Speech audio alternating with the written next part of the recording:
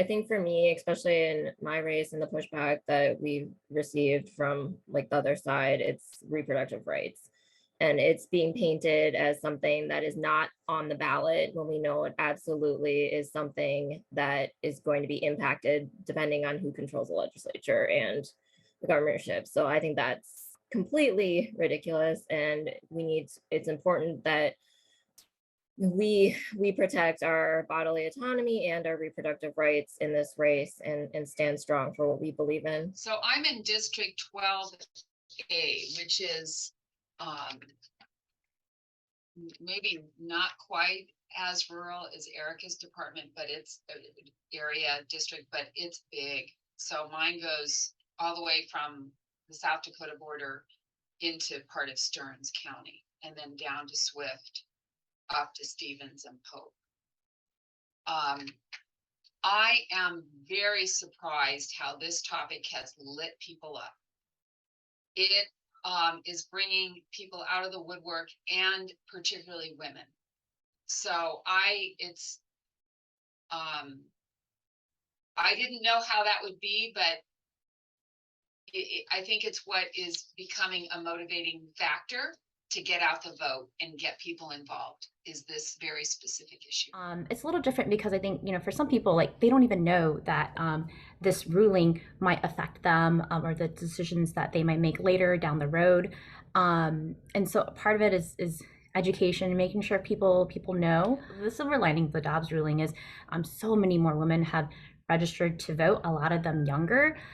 So to me, as a younger candidate, as someone of the 9/11 generation, really exciting, and a way to, it was silver linings. It was a catalyst, right? I think some people think millennials are apathetic and we only care about avocado toast, etc. But we don't. Even when I was in middle school, my friends and I protested the Iraq War, right? So there are some of those kids, who are now growing up, but also I'm excited that so many other women in places like Kansas and Michigan and people are saying, hey, like, we've had these rights, our moms, our aunts, grandmas fought for them, and we're gonna fight for them now, right? That with our immigrant community, like, so many of those women came to America and were really looking forward to also like the modern healthcare system, right? It's unfathomable to me that, right, like, we have immigrants and refugees who want to come to Minnesota and want a world-class healthcare system, right? Whatever you feel about the way we pay for healthcare, whatever, we have a certain standard that other countries don't have, and it's sad for some people to expect that, and then to have this ruling say, hey, like, actually, like, when you need certain healthcare procedures, like, we're not going to provide this level of safety for you. I would say this election, reproductive rights and women's rights to choose over their own body and make decisions about their own bodies has been one of the biggest issues that I hear over and over again. And it's actually really exciting. This is my third campaign, and this is the first time I've ever seen young women, young teens like my 16-year-old daughter, to young college students coming out to say, I'm going to do something this election. I'm going to support campaigns. I'm going to support candidates who are for reproductive rights, because they can't believe that their reproductive rights and their ability to make decisions over their own bodies is actually at stake in today's world. They can't believe that. And again, it comes to making sure that people understand that they impact policy. And if they're not using their voice and their vote, they can lose some of those rights. And so now more than ever, I have seen young women and young girls come out and actually be more involved and more vocal, because now they understand that all of our rights, anyone's ability to make decisions for themselves, is at stake. I'll speak a little bit to public safety today.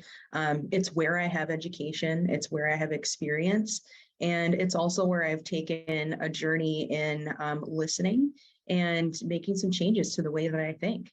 And I think that's a crucial piece of moving forward, is listening. Again, listening to understand. When the Black Lives Matter movement started, I was deep into, learning about public safety, trying to become a police officer. And there were a lot of things I didn't understand. And it took a while for me to truly get there. And now that I do understand and I continue to learn more, I see so much opportunity where we can support officers, right? We can be protected, we can be safe, but we can also make sure that people are held accountable. There's no reason for the people sworn to protect us to murder folks in the street. That's absolutely ridiculous. And I think, if anything, the fact that officers have been filmed live murdering people is a contributing factor to increased crime rates. Nobody wants to police in areas where that's what's happening. And I know folks who left apartments because that was happening there. So suburbs oftentimes have great service. They have some great service models out there that are truly community-based. And I want to see that happen across the state. There's no reason we can't do that. I want to just jump in on public safety because I've been able to go out and door knock for Breon, and it's just so exciting to be like, here's a person who's like served her community, who cares about community policing, who knows how important it is to build trust between law enforcement and the communities they serve. And that is, of course, a really important piece of this.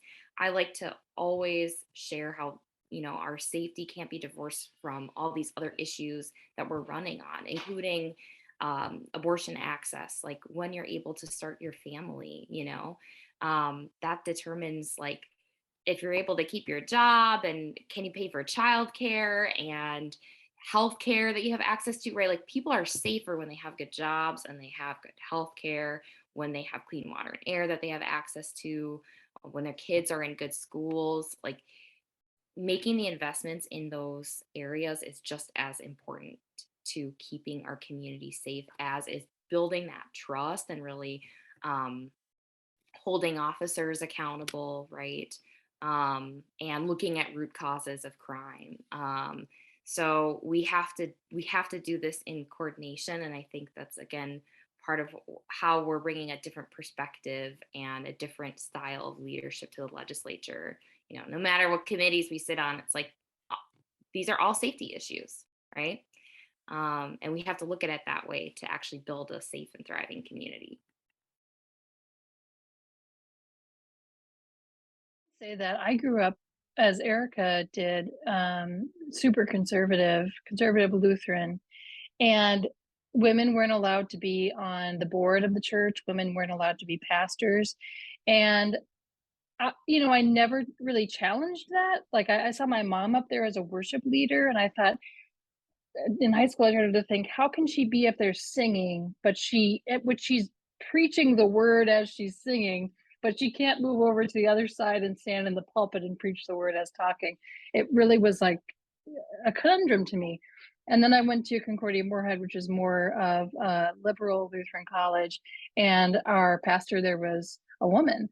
And I just was amazed. I was like, no way, women can do this? Like, I was just an 18-year-old little bitty conservative girl that was just like, women can do anything they want. And that just totally blew my mind. But I still have to fight that conditioning, y'all. Like, I was in churches and leading worship and for 20 years.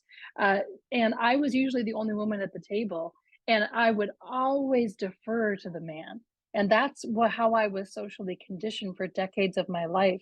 So even now, when I'm one of 7 people sitting at a table leading the school board, I can feel myself starting to defer to a man, even though I know he's dead wrong, right? And I have to call on my inner self, who I know I am, and let the little girl go and be like, no, actually, I have a degree in education, and what you're saying is totally wrong, So it is reminding myself that in and of myself, yes, as a woman, but as a human, I have the necessary leadership skills and wherewithal to lead and to be an expert in the room and not to apologize for it. I intentionally got out of, about 5 years ago, stopped saying, oh, sorry, but can I say, no, I just start talking, I have nothing to apologize for as a woman. And I'm being super animated about it because this is how I have to talk to myself in my head when I decide to speak out.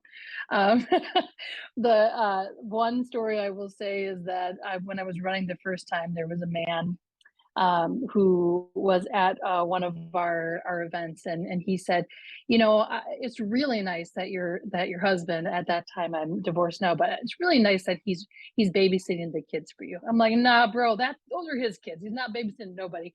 And then another man said to me, you really shouldn't be running for office, and this was online. You need to go home and make your husband a sandwich.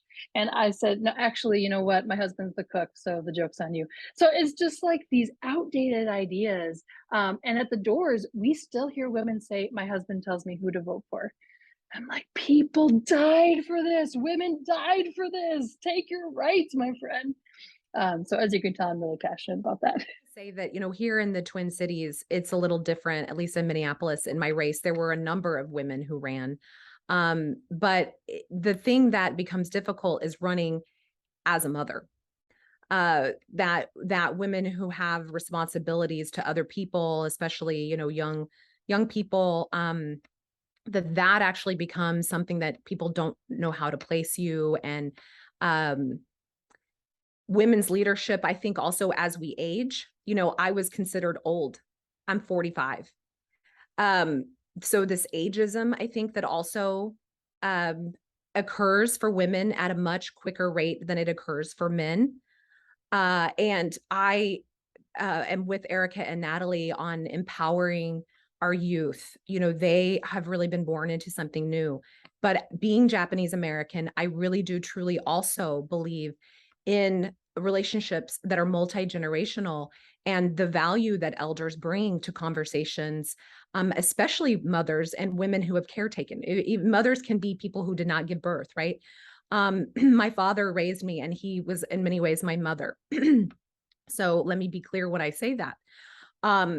So that how are we making space for older women, for mothers to also be leaders, and providing an example to young people who are leaders right now, but who also need leadership to models for that, to really for their development and their growth.